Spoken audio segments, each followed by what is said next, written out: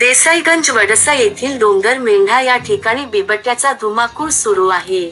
बातमी देसाईगंज तालुक्यातून आहे. देसाईगंज मुख्यालय पासून 12 किलोमीटरवर ग्राम डोंगरमेंढा या ठिकाणी मागील 10 ते 12 दिवसांपासून बिबट्याचा धुमाकूळ सुरू आहे.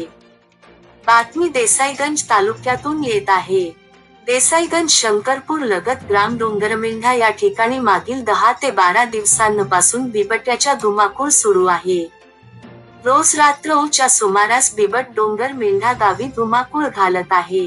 रोज रात्री 9 ते 10 च्या सुमारास गावात येऊन गावातील नागरिकांच्या घरातून गोठ्यातून बकऱ्या गायींवर हल्ला करून ठार करीत आहे.